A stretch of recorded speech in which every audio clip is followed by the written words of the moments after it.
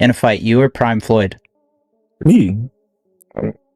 No questions? Why would you think that I would say Floyd? That there's not another guy in the world that can beat you right now. That's Mayweather level. Head to head at their welterweight primes, Bud versus Floyd. I feel like a lot of us might actually be picking Bud right now. But what he achieved, I cannot put him above Mayweather or Pacquiao because he got these opportunities so late. This is the problem with Bud's career, right? It bloomed kind of late.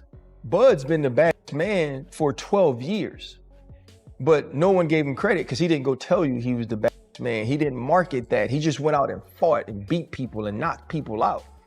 So he had to move up and take. Terence Crawford responded confidently to Floyd Mayweather's claim, saying he believes he would beat Floyd Mayweather even in his prime. Terence Crawford explained that his career will be remembered for taking on every challenge placed in front of him. He made it clear that no one can accuse him of avoiding opponents because he has always fought whoever was willing to step up. Crawford also suggested that if a fight with Floyd Mayweather had ever been possible, he would not have avoided it and would have accepted the challenge without hesitation. Then that's when Floyd started taking over. What do you want your legacy to be like when your career is all said and done? What do you want people to remember you for? Oh man, everybody's asking me the question. I always be like, man, it's whatever it's their opinion. Everybody gonna have a different opinion of Terence Crawford, but one thing they can't say is that I ducked anyone. I fought everyone that was available. Dan Rafael believes Terence Crawford has reached a point where he no longer needs to fight to secure his legacy. Dan Rafael points out that Terence Crawford has already done everything possible, clearing out divisions, unifying titles, and dominating top-level opponents without ever looking vulnerable.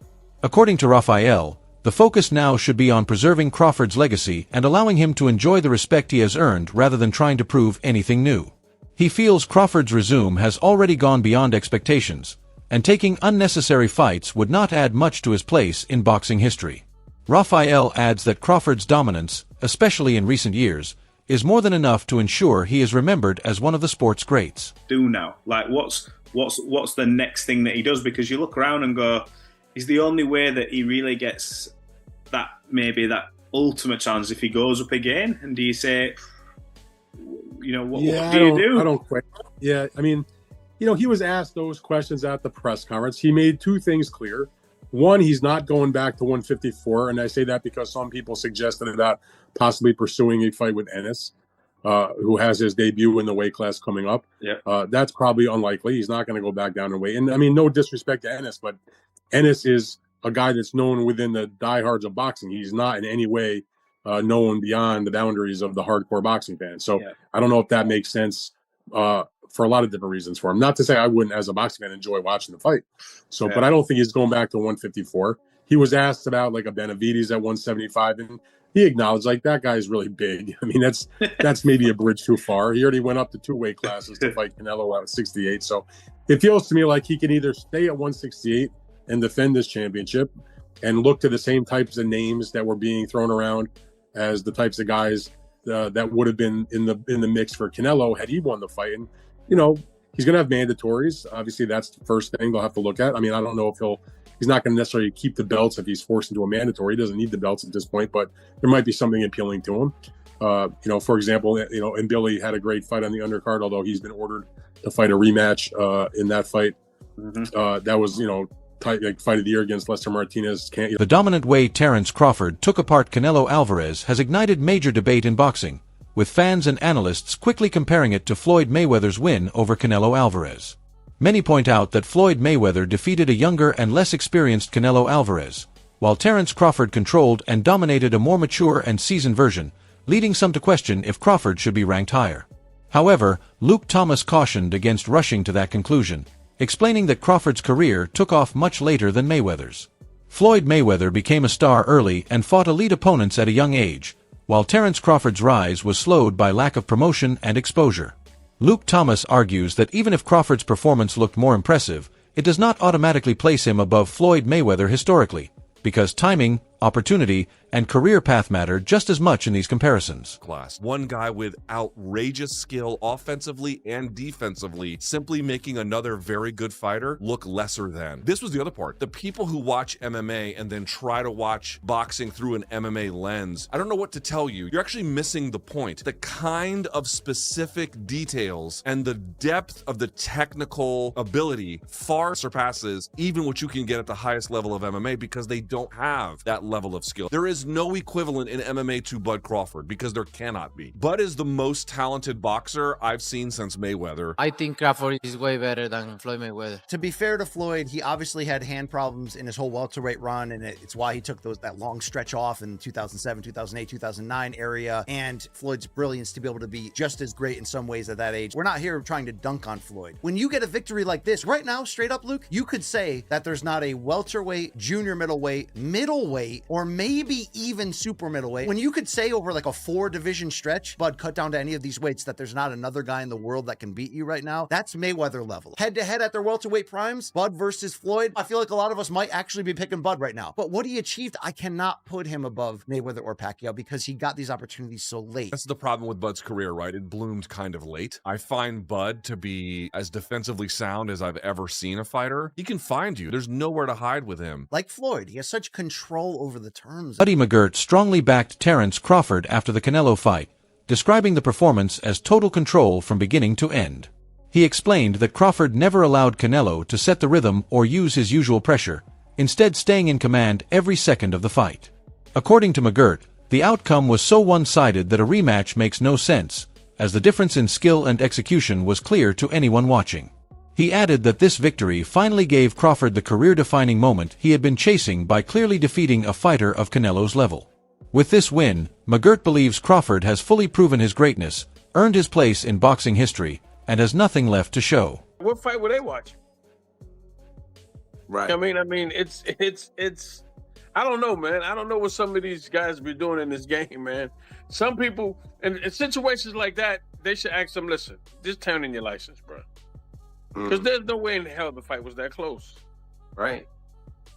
I mean, come on, man. It's just, it's not fair.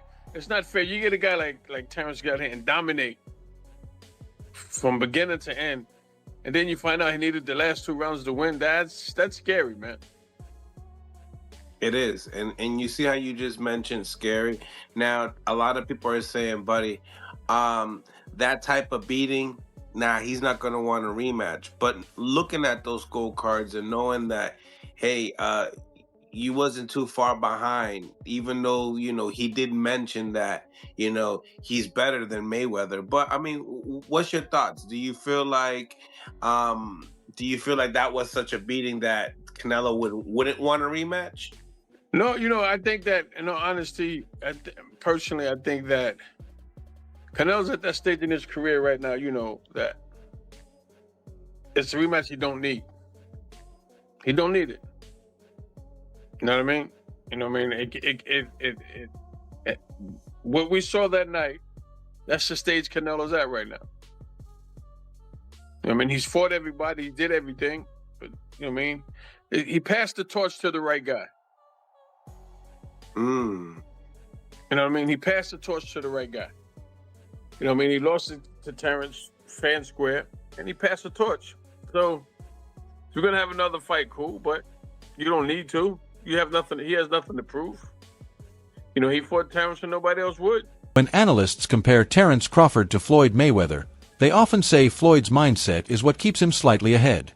Crawford is known for his elite skills, his ability to switch stances, adapt during a fight, and break down opponents with precision. However, many believe Mayweather had something extra, a mental grip over his opponents that made him even more dangerous. He didn't just outbox fighters, he got inside their heads, pushing them into errors and pulling them away from their game plans. This mental dominance, both before the bell and during the fight, is viewed as the main difference between them. While Crawford's talent is unquestioned, Mayweather's calm authority and psychological control are what many historians say separate him at the top. Seen Sugar Ray Leonard and Marvin Hagler. Like I've seen all of those things, and those fights were wars. Floyd Mayweather is the best boxer I've ever seen. He's the most skilled boxer I've ever seen. Bud, and this is just my opinion, is the baddest man I've seen wear boxing gloves. And here's why I say that. RC. Here's why I say that. Bud is extremely skilled, right? Yet not as skilled as Floyd Mayweather. Floyd Mayweather made people look foolish, right? And so if I had to say who's the greatest I've seen, and Bud said it, right? The best of an era and the best of an era, it's Floyd. But when I watched Bud against Canelo, there was this extreme skill on display, and there was a level of crazy that's different. There was a level of, and Floyd's extremely tough. Go back to Shane Mosley and the 2 punches he landed early in the fight and the way that he embarrassed him. I'm not saying that Floyd's not tough, Floyd's not a bad man, but there was domination inside that ring we saw this weekend. And there's no fear in him in the way that he's attacked, gaining notoriety. Bud's been the baddest man for 12 years, but no one gave him credit because he didn't go tell you he was the baddest man. He didn't market that. He just went out and fought and beat people and knocked people out. So he had to move up and take the bigger fights and the better fights. And he was more than 10 years, Terence Crawford has shown elite ability, but his calm personality and low-key approach caused many in boxing to overlook him. Instead of using trash talk or flashy promotion, he relied on his work in the ring to make his point. While hardcore fans respected this, it limited his wider popularity during his early career. It wasn't until major wins over Errol Spence Jr. and Canelo Alvarez that the general audience truly began to appreciate how great he is. Some critics say this recognition arrived late, with Crawford already well into his career and closer to the finish than the start. Even if he adds more achievements, they believe the chance to build a massive mainstream legacy is shrinking, raising questions about how differently his career might be viewed if he had received major attention sooner. Cemented him on what is the two-headed monster that marks the greatest of the 2000s. Floyd Mayweather is on that, and Bud Crawford is right next to him. I don't think we have to pick on who's better. I think they both dominated their... Floyd Mayweather has often been criticized for not giving credit to other boxing greats, especially his reluctance to place Muhammad Ali above himself despite Ali's legendary status. Now that Terence Crawford has reached a level that puts him in similar all-time discussions, those concerns about Floyd's ego have returned. Crawford's dominant win over Canelo has pushed his name into the same historical space as Mayweather's, which many believe is hard for Floyd to accept because he fiercely guards his legacy. Critics say Floyd prefers to be viewed as the lone standard of greatness in boxing, and when someone else approaches that level, it challenges his pride. This sense of rivalry and jealousy, they argue, explains why Floyd seems uncomfortable with the growing praise surrounding Crawford's rise. With Floyd Mayweather Jr., and you know Floyd Mayweather Jr. doesn't like that. Floyd Mayweather Jr. is one of the biggest egos in the sport, so much so that he could not find a way to give Muhammad Ali credit as being a top 5 fighter and claimed that Roberto Duran sits above Muhammad Ali, right? Why? Because Floyd wants to be better than Muhammad Ali. He completely redid his image when he became Money Mayweather to pretty much copy from calling himself the GOAT, calling himself TBE, right? Whole thing. Very disrespectful of Muhammad Ali when he was coming up, when after Floyd Mayweather Jr. wound up being at the top of the sport. So now that Terence Crawford has firmly placed himself at the top of boxing, and not just as the pound for pound fighter right now, many people are saying, hey, shouldn't he be considered one of the greatest fighters of all time? Isn't this a realistic conversation we can have?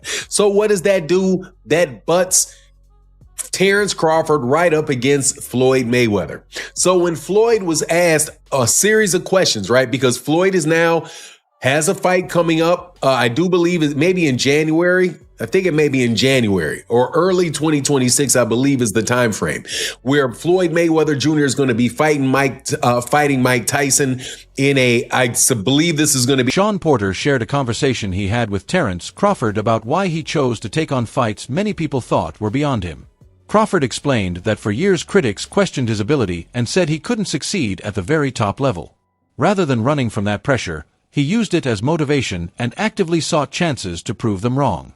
His victories over Errol Spence Jr. and Canelo Alvarez stand not only as the biggest moments of his career, but also as personal statements that finally quiet years of doubt and disrespect. When he wants you to. And, you know what I mean? That's how it was. I know, I'm sorry. I know this is bad production, but we don't need you to turn that phone to the side. I know, I'm thinking about Haiti right now. I'm like, he know better. That's better. That's better. Go ahead, Ant. Go ahead. Hey, but you know how, man. You know, me and Sean, we know you personally. I had people telling me, nah, man, this is just a money grab.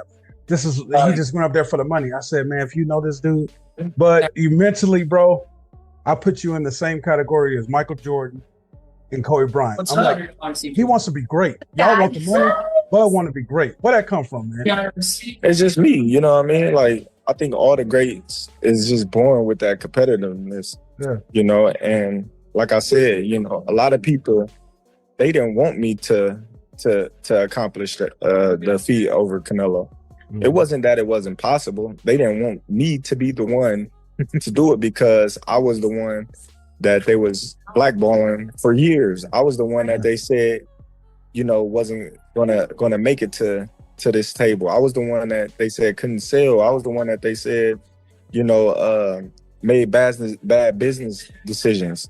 So, of course, they don't want me to be the one to make it to the top. Porter pointed out that Crawford's readiness to confront challenges directly shows what sets him apart mentally as a fighter.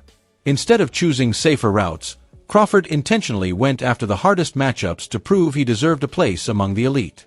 That attitude has pushed him into discussions about the sport's all-time greats and ensures his legacy will be remembered not just for skill, but for grit, courage, and determination. Now it's a slap in the face to every person that ever wrote a bad article about me, about anything. Probably the best fit of all. And a lot of people get mad at me because I said, when it comes from pound for pound that I ever seen it in my lifetime, ever, I got Floyd, then I got you.